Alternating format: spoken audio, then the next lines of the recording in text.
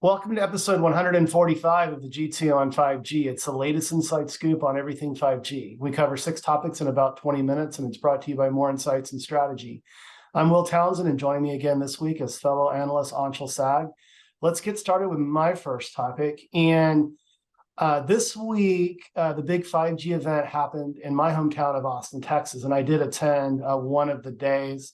I wrote a Forbes article. It posted on Friday. So if our viewers and listeners are interested in my insights, go hit my Twitter feed at WillTownTech, and you can read more about it. But I mention all that because my first topic is about John Deere.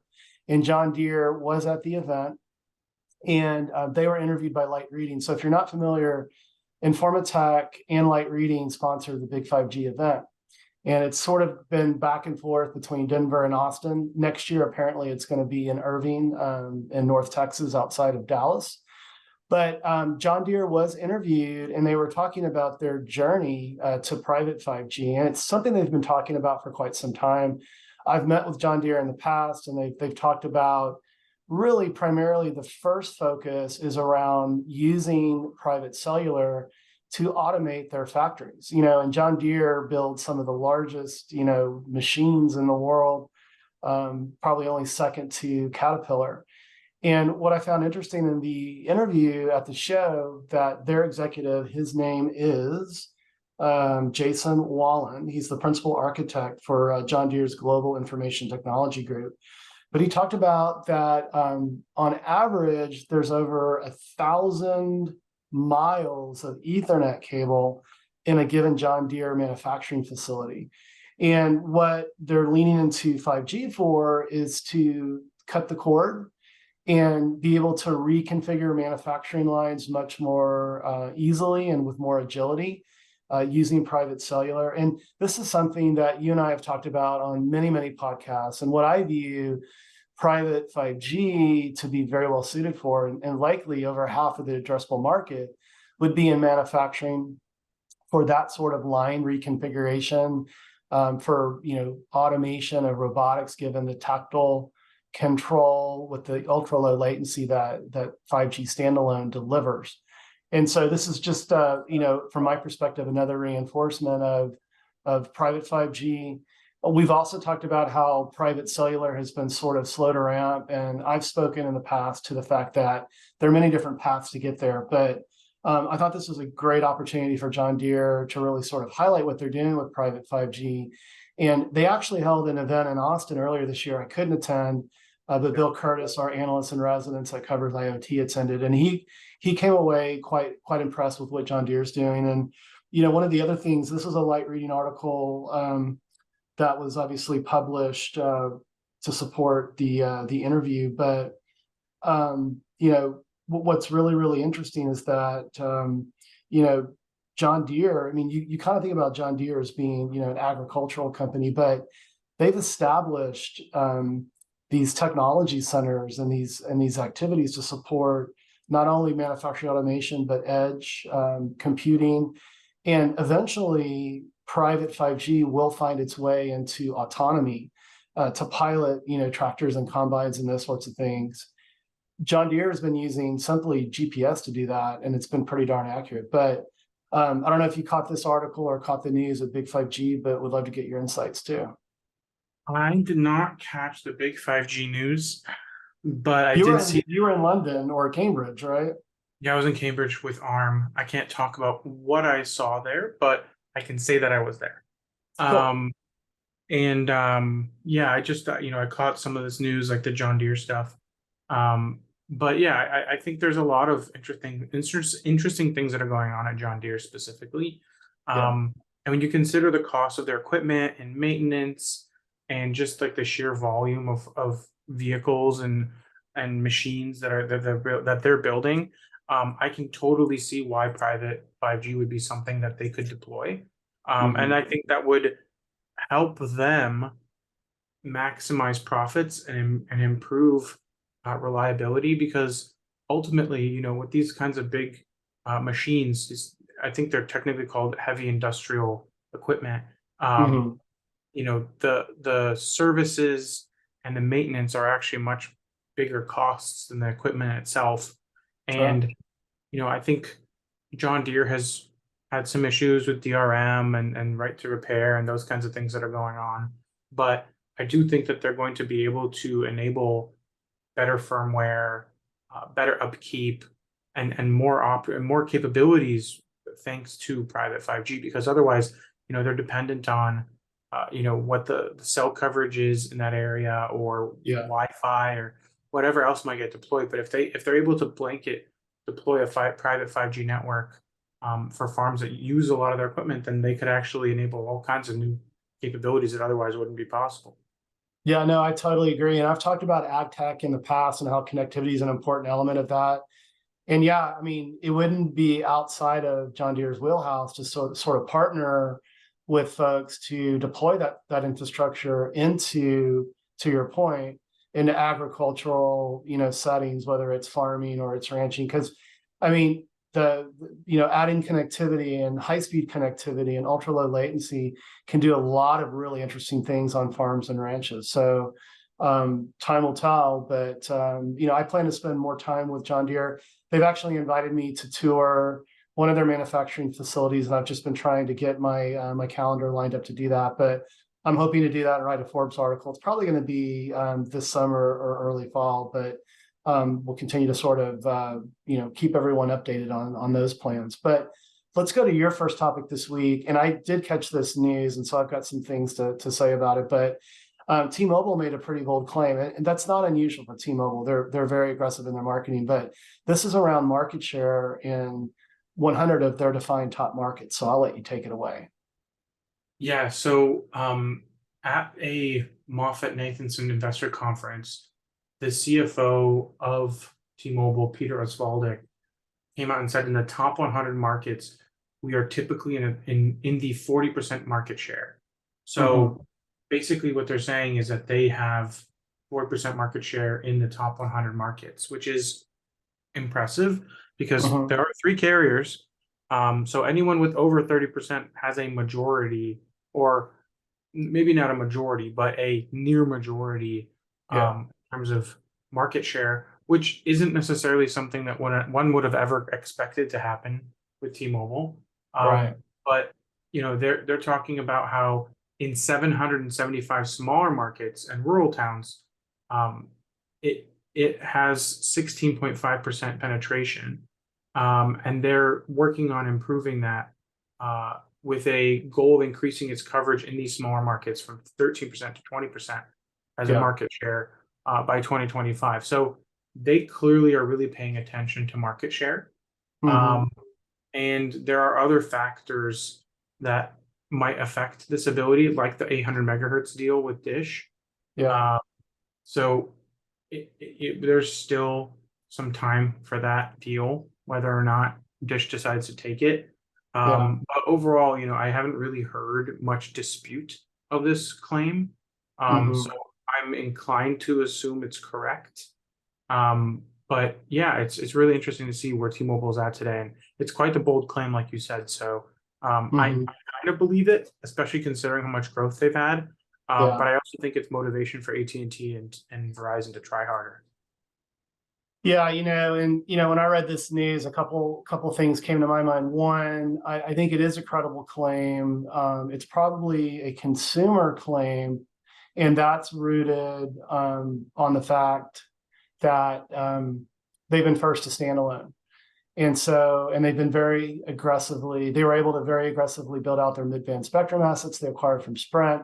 And so, you and I have talked on numerous podcasts how that's given them an early lead.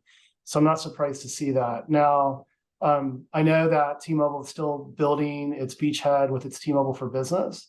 And, they've been really leading with their fixed wireless access solution as a primary business offering. And they've got some other offerings where they private label some SD-WAN and some wireline stuff. But I do believe that as Verizon and AT&T continue to build out their C-band assets and AT&T their 110 spectrum assets, that I think that will shift somewhat. And I really certainly think, given the depth of Verizon and AT&T's enterprise services portfolios, that they'll lean very heavily into those build outs to offer differentiated service like, network slicing to guarantee SLAs for certain quote unquote private or hybrid use cases. And I think this will, stand alone as they close the gap. And I expect it'll start closing pretty rapidly by calendar fourth quarter, calendar first quarter of next year. I think the market share numbers may move around a little bit, but yeah, I mean, it's a testament to T-Mobile being out in front, especially with standalone. That's certainly going to unlock the true promise of 5G. So, but let's move to my second topic this week, and this is interesting. So I did post a tweet, and I actually got a lot of activity on this tweet, which is fun when you do something like that and makes an impact with others. But AT&T, I'm calling it sounded the bell, the Leo bell, with respect to what T-Mobile and StarLink are doing with concerns that are basically, I think, well-founded. And so T-Mobile and Starlink really haven't published a lot of details about how they're going to collaborate together to enable satellite communication. And so the concern that AT&T is voicing is that they have been very transparent with AST SpaceMobile, and there are legitimate concerns around interference with terrestrial, signals and that sort of thing. And so they did file a concern or a writ of grievance or whatever you want to call it with the FCC this past week, and it'll be interesting to see how the FCC responds. But if you go hit my Twitter feed, there was a lively exchange on Saturday afternoon around this topic. But what are your thoughts? My thoughts are that I'm not entirely sure that it's AT&T's place to say whether or not T-Mobile and SpaceX have provided enough details on their plans to deploy cellular like networks with satellite. So, a satellite network operating like a terrestrial network. I know that there are concerns around interference with terrestrial networks. But I just think it's really interesting that AT&T is telling the FCC what it should be doing in terms of whether or not someone has supplied enough information.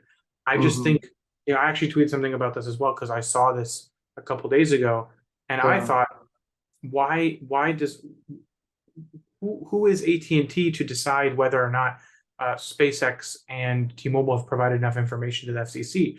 Ultimately, it's the FCC's call to decide whether or not they provided enough information because they're the regulatory body. So I just find it really interesting that a competitor is pointing out that they don't think there's enough information being provided, and maybe there. I don't think they're necessarily unjustified in making a claim. And I do think that transparency is ultimately a good thing, but I also think T-Mobile and SpaceX have been very limited on how much detail they've provided throughout the entire process. It's not been very transparent. It's been fairly opaque. I will 100% get behind the fact that they should be more transparent. However, I just think it's weird that a competitor is telling a regulator what needs to be done. I know, I hear you, man. And, initially the optics on it are like, hey, this is a competitor, kind of making sour grapes with another competitor. But yeah, and honestly, I'm not going to bash the FCC, but we have sort of bashed them and the Federal Transportation Administration as well. But sometimes the FCC needs a little bit of push. And, it's interesting. I ran into the 5G Americas folks, Chris and Viet at the big 5G event. And we had a little sidebar on this, and we were talking about the FCC and, what has the chairwoman, the present chairwoman, really accomplished. And I'm not going to provide an opinion one way or the other, but I think, sometimes it's important for the telecommunications industry to nudge the FCC at times. But yeah, I agree with you. The optics. One thing to that, I'll add one thing to that. There still is no majority in the FCC because exactly, and that's what we were talking about, Chris, in Vietnam. Yeah. So if anything, I blame Congress. Yeah, I just if you at least have a full 5 panel, you can't have deadlocks. Yeah. Well, yeah, we've been throwing them under the bus for a while. So, but let's move to your second topic. And you want to talk about Dish. And, and Dish has had a lot of challenges recently, right? With the recent cybersecurity hack. And, and they've been under the gun to meet their deadlines for POPs, right? And so you want to provide an update on what they have stated recently about their build out. Yeah, so the other event that was happening this week, which you told me about, was the Yeah, CTA 5G Summit, which was right. competing with the big 5G Summit. Hmm. And at that summit, Dish's EVP of Network Development, Dave Mayo, spoke, and he said that the company will hit its 70% coverage requirement in approximately 28 days. So they Hmm. will meet their June objective. Yeah, And they said that he said that they've learned a lot about ORAN, and they've really worked hard to get Voner to work right, hmm, and that they have it now in 50 markets, and that they have 70 million pops covered. So they're already well on their way, but they have been working hard, and I think they've been hit pretty hard and criticized quite liberally. yeah, Um, so I think if they can make it through this difficult early phase, I think that they'll come out the other end a much stronger competitor, and hopefully they'll be able to offer some unique, differentiated services from the competitors, since they're going to be a 5G first network. Um, yeah, yeah. yeah, we'll see what happens, but I still think Dish is going to end up being more of an enterprise play than a consumer play. Um, Hmm.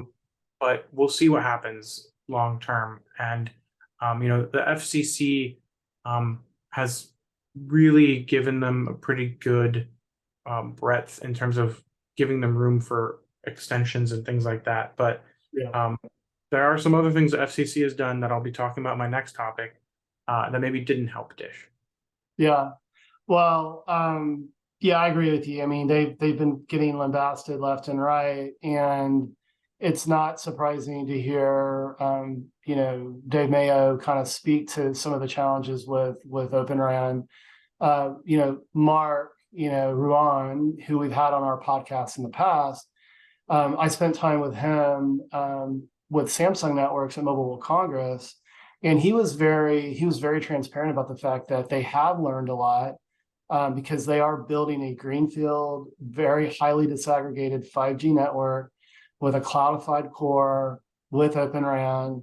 And I've spoken to the integration challenges with that. So, the on the surface, the CapEx looks very attractive, but if your OpEx gets eaten up by lots of integration, issues, then it sort of negates, a lot of that. Now, there's also a positive aspect that, this is leveraging a highly domesticated supply chain for 5G, which was one of the impetuses around the US government, banning Huawei and ZTE to a lesser extent.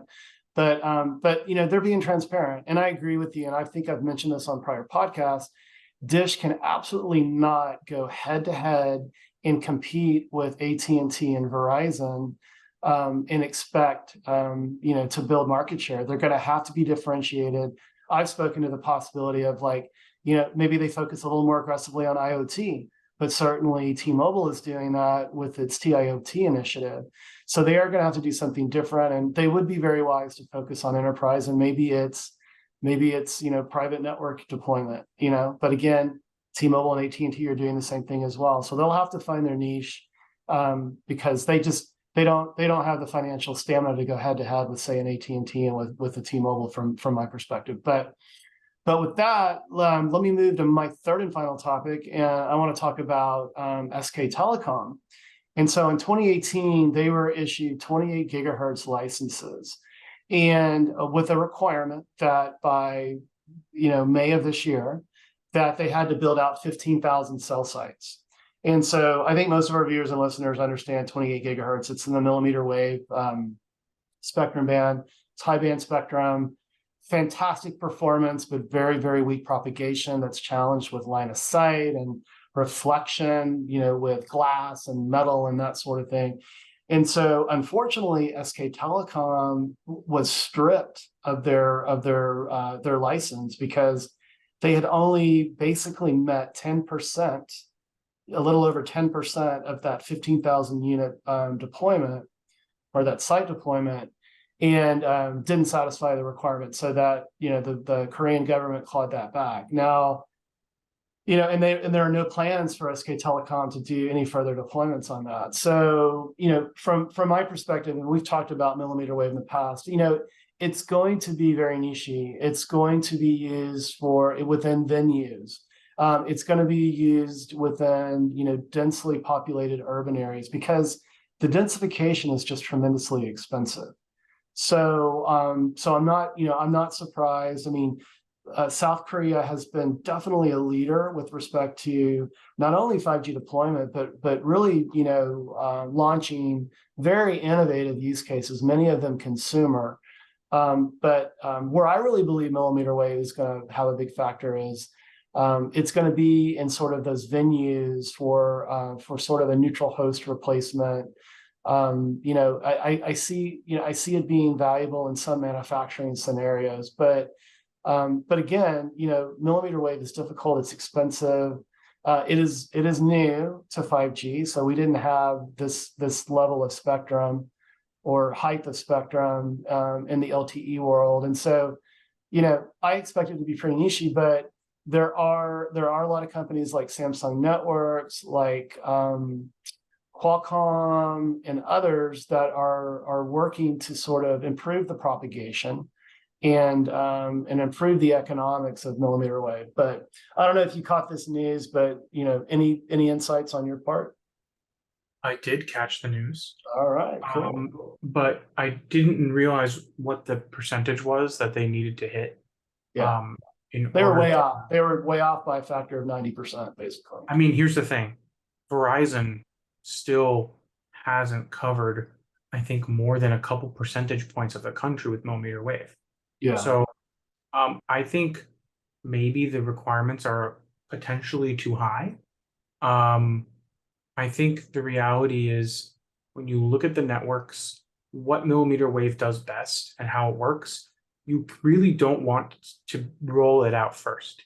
You want yeah, millimeter wave to be the last spectrum that you deploy, yeah. To and you complement what base you're doing with low and mid band, yeah, you exactly. basically use to fill what I call capacity holes, right?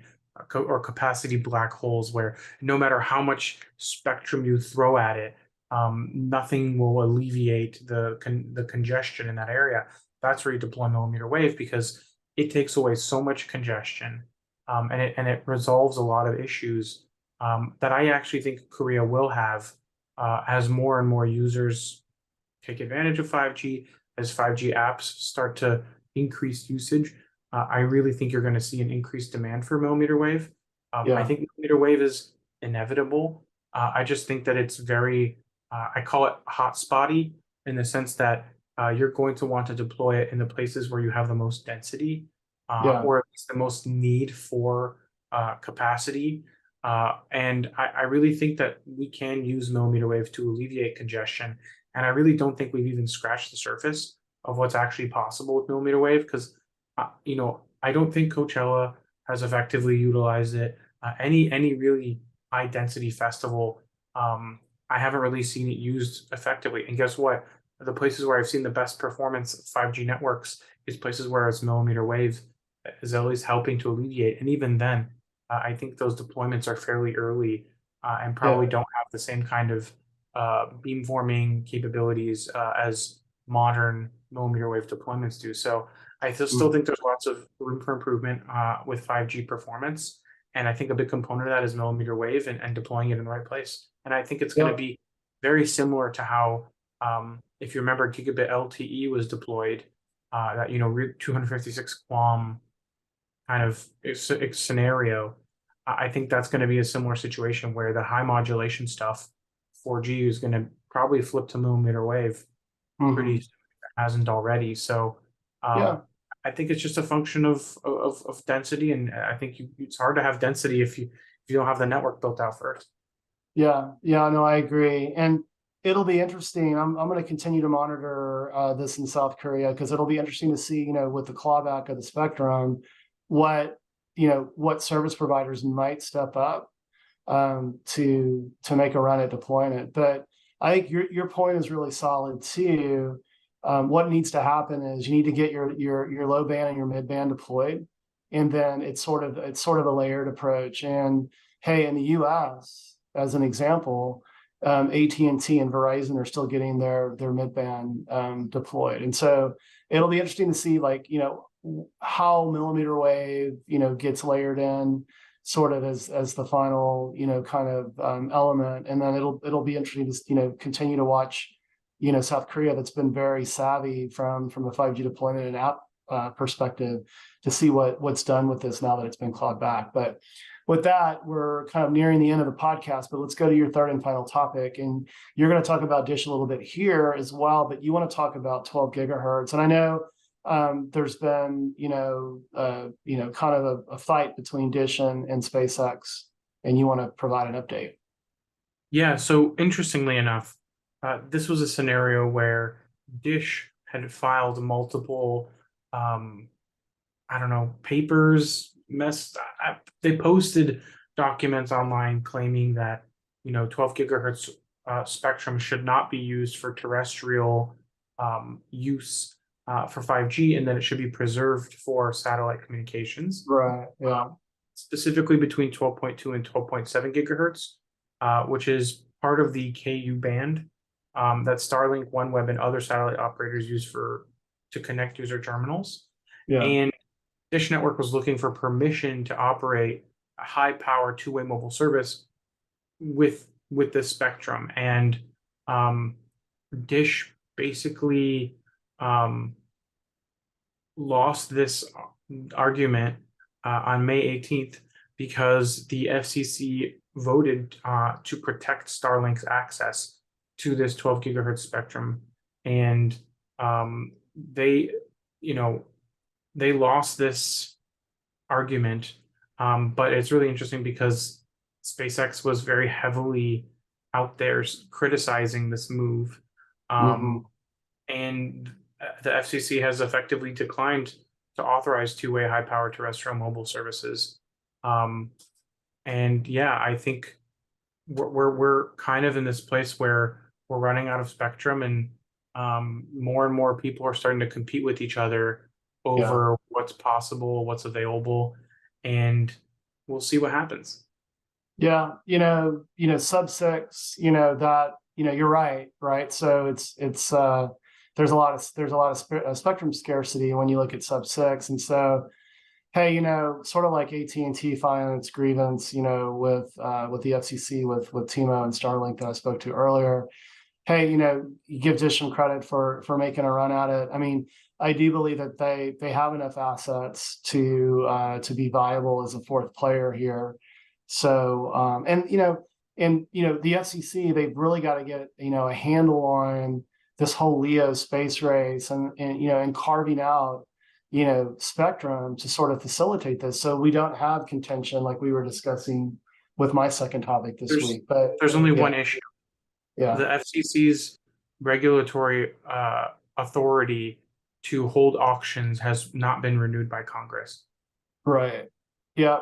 That's a problem. That's a problem. I thought that was resolved, and the 5G Americas, folks reminded me of that very point. So, we got to get our act together. I mean, we got to be pipelining spectrum as well. We can't have these like start stops, and hey, the FCC is listening, or watching this podcast. Hey, come on, we'd love to have you on and have a discussion around this topic. But anyway, hey buddy, it's been another great podcast this week.